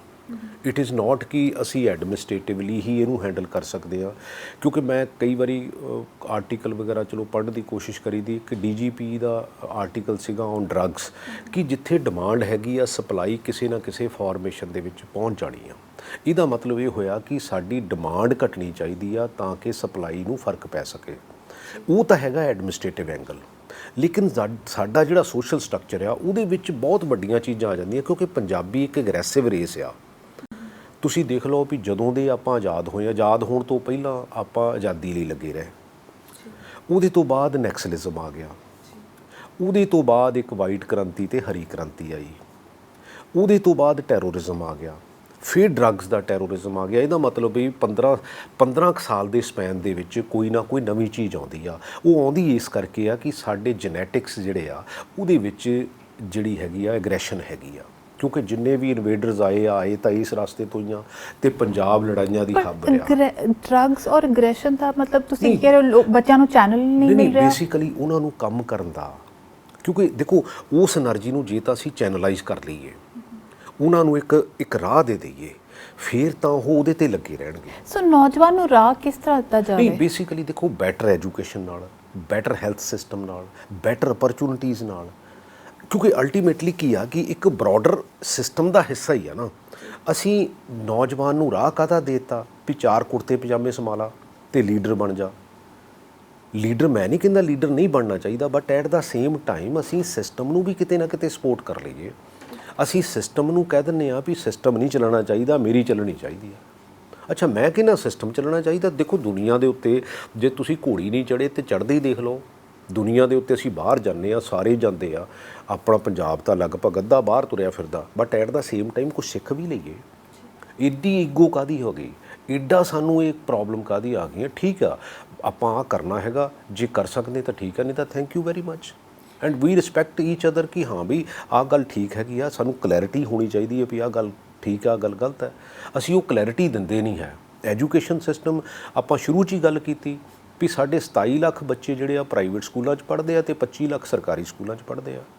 So private system ਕਿਉਂਕਿ ਪਰ ਹੁਣ ਤੁਸੀਂ ਮੋਦੀ ਸਰਕਾਰ ਨੇ ਜਿਹੜਾ ਕਿਸਾਨਾਂ ਲਈ ਦੇਖੋ ਇਹ ਤਾਂ ਸਭ ਤੋਂ ਵੱਡਾ ਪੰਜਾਬ ਦਾ ਨੁਕਸਾਨ ਜਿਹੜਾ ਆ, ਤੇ ਪੰਜਾਬ ਚੁੱਪ ਕਿਉਂ ਬੈਠਾ ਹੈ? ਔਰ ਪੰਜਾਬ ਸਰਕਾਰ ਇੰਨਾ ਸ਼ੋਰ ਕਿਉਂ ਨਹੀਂ ਕਰ ਰਹੀ ਹੈ? ਪੰਜਾਬ ਸਰਕਾਰ ਨੂੰ ਇਹਦੇ 'ਚ ਵੱਧ ਸ਼ੋਰ ਕਰਨਾ ਚਾਹੀਦਾ। ਔਰ ਮੈਂ ਤਾਂ ਹੈਰਾਨ ਆ ਵੀ ਅਕਾਲੀ ਦਲ ਜਿਹੜੀ ਇੱਕ ਰੀਜਨਲ ਪਾਰਟੀ ਆ ਔਰ ਕਿਸਾਨਾਂ ਦੀ ਪਾਰਟੀ ਆਪਣੇ ਆਪ ਨੂੰ ਕਹਾਉਂਦੀ ਆ, ਕਿਉਂਕਿ ਇਹਨਾਂ ਨੇ ਮੈਨੂੰ ਲੱਗਦਾ ਜਿੱਧਰ ਨੂੰ ਇਹ ਗੱਲ ਤੋਰ ਲਈ ਹੈਗੀ ਆ, ਇਹ ਅੱਧਾ ਕੰਬਾਨੀਆਂ ਨੂੰ ਦੇ ਦੇਣਗੇ ਲੀਜ਼ ਤੇ ਅੱਧਾ ਕਢਾਨੀਆਂ ਨੂੰ ਦੇ ਦੇਣਗੇ। ਚਲੋ ਅਕਾਲੀ ਦਲ ਦਾ ਅਸੀਂ ਉਹਨਾਂ ਨੂੰ ਸਵਾਲ ਨਹੀਂ ਪੁੱਛਦੇ, ਅੱਜ ਕਾਂਗਰਸੀ ਬੈਠੇ ਨੇ, ਕਾਂਗਰਸ ਕਿਉਂ ਚੁੱਪ ਹੈ? ਨਹੀਂ, ਸਾਨੂੰ ਬਿਲਕੁਲ ਇਹਦੇ ਬਹੁਤ ਵੱਡਾ ਸ਼ੋਰ ਚਰਾਬਾ ਕਰਨਾ ਚਾਹੀਦਾ ਵੀ ਦੇਖੋ ਆਉਣ ਵਾਲਾ ਸਮਾਂ, ਦੇਖੋ ਓਪਨ ਮਾਰਕੀਟ ਇਹ ਗੱਲ ਕਰਦੇ ਆ, ਓਪਨ ਮਾਰਕੀਟ ਦੇ ਵਿੱਚ 2 ਏਕੜ ਵਾਲਾ, 4 ਏਕੜ ਵਾਲਾ, 10 ਏਕੜ ਵਾਲਾ ਉਹਦੀ ਮਾਰਕੀਟਿੰਗ ਕਰਨੀ ਕਿੱਥੇ ਜਾਊਗਾ? ਬਿਲਕੁਲ, ਅਸੀਂ ਇਹ ਲੋਕਡਾਊਨ ਵਿੱਚ ਵੇਖਿਆ ਹੈ ਕਿ ਉਹ ਵਿਚਾਰੇ ਟਰੈਕਟਰ ਪੂਰਾ ਦਿਨ ਕਈ ਵਾਰੀ ਜ਼ਿਆਦਾ ਦਿਨ ਘੰਟੇ ਲੈਣ, ਉਹਦਾ ਵੀ ਖਰਚਾ ਨਹੀਂ ਚੁੱਕ ਪਾ ਰਹੇ ਸੀ, ਉਹਦੀ ਵੀ ਦਿੱਕਤਾਂ ਆ ਰਹੀਆਂ ਸੀ। ਸੋ ਉਹ ਕਿਸੇ ਹੋਰ ਸੂਬੇ ਕਿੱਥੇ ਲੈ ਕੇ ਜਾਣਗੇ? ਬੇਸਿਕਲੀ ਸਾਡੇ ਕੋਲ ਵੱਡੇ ਫਾਰਮਰ ਤਾਂ ਬਹੁਤ ਥੋੜੇ ਹੈਗੇ ਆ, ਸਾਡੇ ਕੋਲ ਤਾਂ 2 ਏਕੜ ਵਾਲੇ, 5 ਏਕੜ ਵਾਲੇ, 10 ਏਕੜ ਵਾਲੇ, ਮੇਰਾ ਖਿਆਲ ਹੈ ਵੀ 80-85% 90% ਇਹਦੇ 'ਚ ਹੀ ਨਿਬੜ ਜਾਣਗੇ। ਤੇ ਉਹ ਜਿਹੜਾ 5 ਏਕੜ ਵਾਲਾ, 2 ਏਕੜ ਵਾਲਾ, 10 ਏਕੜ ਵਾਲਾ, ਉਹ ਅਫੋਰਡ ਨਹੀਂ ਕਰਦਾ ਵੀ ਆਪਣੀ ਮਾਰਕੀਟ ਜਿਹੜੀ ਆ ਉਹ ਕਿਤੇ ਹੋਰ ਜਾ ਕੇ ਐਕਸਪਲੋਰ ਕਰੇ। ਇਹਦਾ ਮਤਲਬ ਇਹ ਹੋਇਆ ਵੀ ਉਹ ਜਿਹੜੀ ਆ ਉਹਦੀ ਅੰਡਰ ਉਹ ਵੇਚੂਗਾ, ਜਦੋਂ ਵੇਚੂਗਾ ਉਹ ਤਾਂ ਨੁਕਸਾਨ ਹੋਰ ਹੋਊਗਾ। ਅੱਛਾ, ਉਹ ਹੋਰ ਡੈਟ ਦੇ ਵਿੱਚ ਜਾਊਗਾ। ਅਸੀਂ ਤਾਂ ਮੰਨਦੇ ਹਾਂ, ਸਮਝਦੇ ਹਾਂ, ਬਟ ਅਸੀਂ ਇਹ ਪੁੱਛ ਰਹੇ ਹਾਂ ਕਿ ਅੱਜ ਕਾਂਗਰਸ ਸਰਕਾਰ, ਕਿਉਂਕਿ ਤੁਸੀਂ ਕਿਸਾਨਾਂ ਨੂੰ ਇੰਨੇ ਵਾਅਦੇ ਕੀਤੇ ਹੈਗੇ ਆ, ਉਹਨਾਂ ਨੂੰ ਬਚਾਉਣਾ ਹੈਗਾ, ਤੇ ਇਹ ਮੈਨੂੰ ਲੱਗਦਾ ਇਹਨੂੰ ਬਹੁਤ ਸਟਰੋਂਗਲੀ ਸਾਨੂੰ ਪੁੱਟ ਅਪ ਕਰਨਾ ਚਾਹੀਦਾ, ਸਾਡੀ ਪੂਰੀ ਕੈਬਨਿਟ ਨੂੰ ਪੁੱਟ ਅਪ ਕਰਨਾ ਚਾਹੀਦਾ, ਸੀਐਮ ਸਾਹਿਬ ਨੂੰ ਪੁੱਟ ਅਪ ਕਰਨਾ ਚਾਹੀਦਾ ਕਿ ਹਾਂ ਬਈ this is not done. I think ਹੋਰ ਚਿੱਠੀ ਲਿਖਣ ਦਾ ਵਕਤ ਆ ਗਿਆ। ਨਹੀਂ ਚਲੋ, ਚਿੱਠੀਆਂ ਬੇਸਿਕਲੀ ਚਿੱਠੀ ਮੈਂ ਇਸ ਕਰਕੇ ਲਿਖਦਾ ਹੁੰਦਾ ਵੀ ਕਈ ਵਾਰੀ ਨਾ ਪੋਲੀਟੀਸ਼ੀਅਨ ਕਈ ਵਾਰੀ ਇੰਟਰਵਿਊ ਦੇ ਕੇ ਮੁੱਕਰ ਜਾਂਦਾ ਤੇ ਮੈਨੂੰ ਐਂ ਲੱਗਦਾ ਹੁੰਦਾ ਵੀ ਯਾਰ ਇਹਨੂੰ ਡਾਕੂਮੈਂਟਡ ਕਰੀਏ। ਅੱਛਾ, ਜਾਂ ਤਾਂ ਇਹਨੂੰ ਠੀਕ ਕਰੋ, ਕਿਉਂਕਿ ਸਾਡੇ ਕੀ ਆ ਕਿ ਅਸੀਂ ਕਈ ਵਾਰੀ ਪੰਜਾਬੀ ਕਹਿ ਕੂ ਕੇ ਚਲੇ ਜਾਂਦਾ ਤੇ ਕੁਛ ਵੀ ਕਾਗਜ਼ ਪੱਤਰ ਨਹੀਂ ਲਿਖਦਾ। ਅੱਛਾ, ਕਾਗਜ਼ ਪੱਤਰ ਲਿਖਣ ਦਾ ਮਤਲਬ ਇਹ ਹੁੰਦਾ ਵੀ ਕਿਸੇ ਨਾ ਕਿਸੇ ਸਿਸਟਮ ਤੇ ਉਹਦਾ ਬੋਝ ਰਹਿੰਦਾ ਵੀ ਯਾਰ ਇਹ ਕੱਲ ਨੂੰ। ਔਰ ਤੁਸੀਂ ਵੀ ਆਪਣੀ ਜ਼ਬਾਨ ਤੇ ਖੜੇ ਰਹਿਣਾ, ਇੱਕੋ ਬਦਲ ਨਹੀਂ ਸਕਦੇ ਆਪਣਾ ਬਦਲ ਨਹੀਂ ਸਕਦੇ। ਨਹੀਂ, ਨਾਲੇ ਮੈਂ ਉਦੋਂ ਹੀ ਕਹਿਣਾ ਹੁੰਦਾ, ਉਹੀ ਚੀਜ਼ਾਂ ਕਹਿਣਾ ਹੁੰਦਾ ਜਿਹੜੀਆਂ ਜਾਂ ਤਾਂ ਦੇਖੋ ਤੁਸੀਂ ਕਲੈਰੀਫਾਈ ਕਰ ਲਓ। ਈਵਨ ਸਾਡਾ 31,000 ਕਰੋੜ ਰੁਪਏ ਦਾ ਅਸੀਂ ਇਲੈਕਸ਼ਨ ਤੋਂ ਪਹਿਲਾਂ ਬਹੁਤ ਰੌਲਾ ਪਾਇਆ ਫੂਡ ਸਕੈਮ ਦਾ, ਉਹਦੇ ਵਿੱਚ ਕੁਛ ਕੁ ਹੋ ਵੀ ਰਿਹਾ ਹੈਗਾ, but at the same time ਕਿਸੇ ਨੂੰ ਨਹੀਂ ਪਤਾ। ਈਵਨ ਸਾਡੇ ਪ੍ਰਧਾਨ ਸਾਹਿਬ ਕੋਲ ਇੱਕ ਸਕੂਟਰ ਹੈ, ਉਹਦਾ ਸਕੂਟਰ ਉਹਨਾਂ ਨੇ ਖਰੀਦ ਲਿਆ ਸੀਗਾ, ਜਿਹਦੇ ਤੇ ਟਰੱਕ ਸ਼ੋਅ ਕੀਤਾ ਆ ਵੀ ਇਸ ਟਰੱਕ ਤੇ ਕਣਕ ਢੋਈ ਗਈ ਆ ਜਾਂ ਜਿਹੜੀ ਉਦੋਂ, ਪਰ ਉਹਦੇ ਤੇ ਕਿਉਂਕਿ ਅਜੇ ਸਾਨੂੰ ਕਲੈਰਿਟੀ ਤਾਂ ਲੈ ਆਉਣੀ ਚਾਹੀਦੀ ਸਾਨੂੰ। ਅੱਛਾ, ਪਾਵਰ ਪਰਚੇਜ਼ ਐਗਰੀਮੈਂਟ ਆ, ਇਹਦੇ ਇੰਟਰਨਲ ਆਡਿਟ ਕਰਾਉਣ। ਮੁੱਦੇ ਬਹੁਤ ਨੇ, ਉਹਨਾਂ ਦੇ ਬਾਰੇ ਗੱਲ ਹੋ ਚੁੱਕੀ ਹੈ, ਬਟ ਕੋਈ ਅਜੇ ਤੱਕ ਨਤੀਜਾ। ਪਰਨਾਲਾ ਉੱਥੇ ਦਾ ਉੱਥੇ ਹੀ ਆ, ਪਰਨਾਲਾ ਉੱਥੇ ਦਾ ਉੱਥੇ ਆ, ਕਿਉਂਕਿ ਐਜ਼ ਪ੍ਰਗਟ ਸਿੰਘ ਸੋ ਕੀ ਸਿਆਸਤਦਾਨ ਸਿਰਫ ਚੋਣ ਤੋਂ ਪਹਿਲਾਂ ਹੀ ਕੰਮ ਕਰਦੇ, ਇਹੋ ਅਸੀਂ ਮੰਨ ਲਈਏ? ਨਹੀਂ, ਇਸੇ ਕਰਕੇ ਤਾਂ ਸਾਡੀ ਕ੍ਰੈਡੀਬਿਲਿਟੀ ਨਹੀਂ ਬਣਦੀ। ਦੇਖੋ, ਹੋ ਸਕਦਾ ਮੇਰਾ ਕਿਸੇ ਨਾਲ ਸਹਿਚਾਰ ਹੋਵੇ, ਹੋ ਸਕਦਾ ਮੇਰਾ ਕਿਸੇ ਨਾਲ ਗੁੱਡ ਟਰਮਸ 'ਤੇ ਅਸੀਂ ਹੋਈਏ, but at the same time ਜੇ ਗੱਲ ਠੀਕ ਹੈਗੀ ਹੈ ਤਾਂ ਆਪਾਂ ਉਹਨੂੰ ਵਧਾ ਲਈਏ, ਜੇ ਗੱਲ ਨਹੀਂ ਠੀਕ ਹੈਗੀ ਤਾਂ ਉਹਨੂੰ ਕਮ ਸੇ ਕਮ ਉੱਥੇ ਸਿਸਟਮ ਦੇ ਵਿੱਚ ਤਾਂ ਲੈ ਆਈਏ।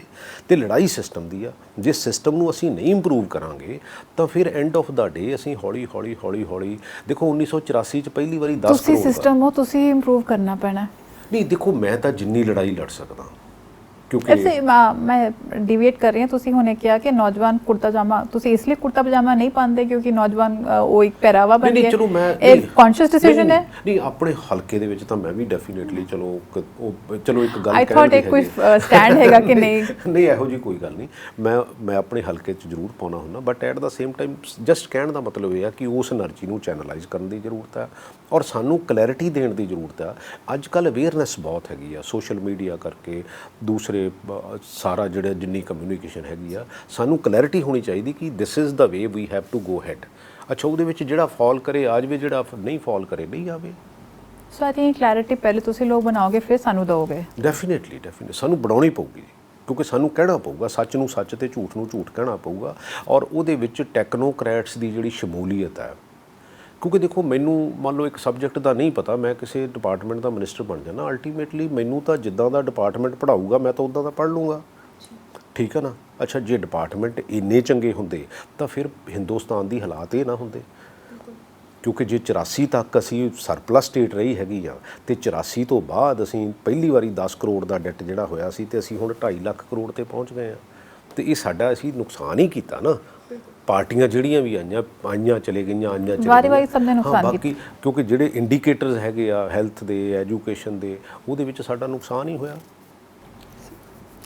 ਸੋ ਸਾਡੇ ਨਾਲ ਜੁੜਨ ਲਈ ਔਰ ਇੰਨੀ ਖੁੱਲ੍ਹ ਕੇ ਸੱਚੀ ਗੱਲ ਕਰਨ ਲਈ ਬਹੁਤ ਬਹੁਤ ਧੰਨਵਾਦ। ਤੁਹਾਡੇ ਤੋਂ ਉਮੀਦ ਇਹੋ ਰੱਖੀ ਜਾਂਦੀ ਹੈ ਕਿ ਜੋ ਆਏਗਾ ਡਾਇਰੈਕਟ ਹਿੱਟ ਆਏਗਾ। ਸੋ ਬਟ ਹੁਣ ਉਮੀਦ ਹੈ ਕਿ ਡਾਇਰੈਕਟ ਬਚਾਅ ਵੀ ਹੋਣਾ ਚਾਹੀਦਾ। ਸੋ ਜੋ ਡਿਫੈਂਸ ਪੋਜੀਸ਼ਨ ਤੁਸੀਂ ਜਿਹੜਾ ਅਹੁਦਾ ਹਾਕੀ ਵਿੱਚ ਕਮਾਇਆ, ਹੁਣ ਉਹ ਸਿਆਸਤ ਕੋਸ਼ਿਸ਼ ਹੈਗੀ ਆ, ਕਦੀ ਵੀ ਕੰਪਰੋਮਾਈਜ਼ ਇਸ ਗੱਲ ਲਈ ਨਹੀਂ ਹੈਗਾ ਕਿ ਜਿੱਥੇ ਪੰਜਾਬ ਦੀ ਗੱਲ ਆਵੇ ਉੱਥੇ ਪੰਜਾਬ ਲਈ ਖੜਨਾ ਹੈਗਾ। ਅਦਰਵਾਈਜ਼ ਟਾਈਮ ਵੇਸਟ ਕਰਨ ਦਾ ਕੋਈ ਆਈਡੀਆ ਨਹੀਂ ਹੈਗਾ। Let the next generation, let the younger generation should come forward and defend. Thank you so much. Thank you.